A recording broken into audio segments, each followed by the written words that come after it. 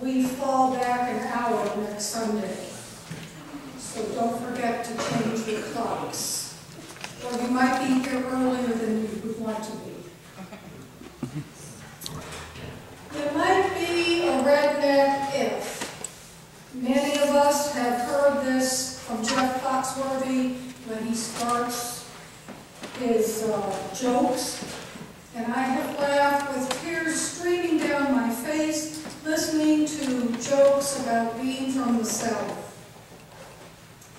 A few years ago, I read something about rednecks, the real rednecks, and as Jeff Foxworthy would say, you might be a redneck if you're a Presbyterian. It's true. Here on Reformation Sunday, your pastor is calling you rednecks. And with very good reason. The origins of this term are Scottish and refer to mostly lowland Presbyterians who supported the National Covenant and the Solemn League and Covenant. They were called Covenanters. And many fled Scotland from Ulster in Northern Ireland during the persecution of the British Crown. These Covenanters of 1638 and 1641 signed the documents that stated that Scotland desired the Presbyterian form of church government and would not accept the Church of England as the official state church.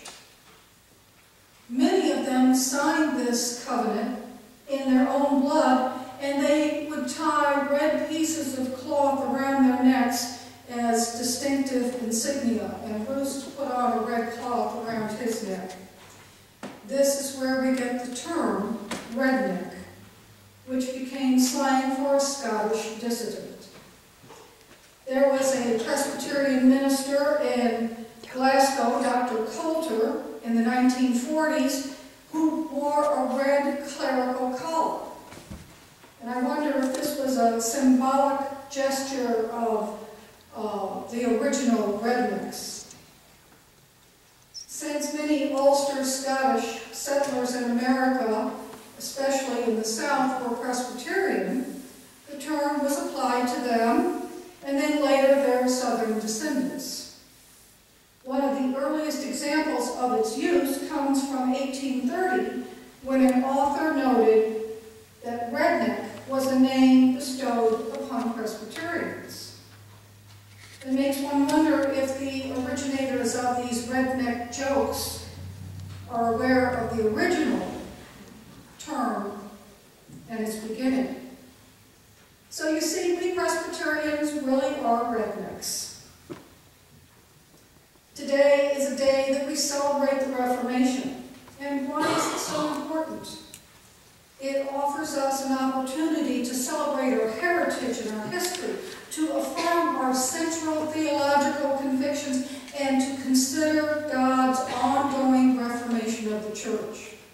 Martin Luther posted his 95 Theses or opinions on the church door in Wittenberg, Germany on October 31st, 1517. This was like posting a notice on the bulletin board, a notice of items that you wanted to debate. What happened was someone printed copies and passed them out, and the trouble for Martin began. The Reformation had started, and all Martin wanted to do was have a good debate. The two central beliefs are that the Bible is the central religious authority, and that humans may reach salvation only by faith through divine grace, and not by their deeds. Moving forward, there were others who took up this Reformation idea, which leads us to the Presbyterian Church. John Calvin and John Knox are our reformers. Calvin was in Switzerland, and Knox was in Scotland. John Knox is believed to be the founder of Presbyterianism. He was a powerful preacher. Our scripture today from Psalm 107, and I'm going to read it again, but in a different translation. Oh, thank God, He is so good. His love never runs out. John Knox, in a treatise on prayer, said that prayer is an earnest and familiar talking with God, to whom we declare our miseries, whose help we implore and desire in our adversities, and whom we laud and praise for our benefits received, so that prayer contains the exposition of our dolor or grief, the desire of God's defense, and the praising of his magnificent name, as the Psalms of David clearly teach. Prayer is important.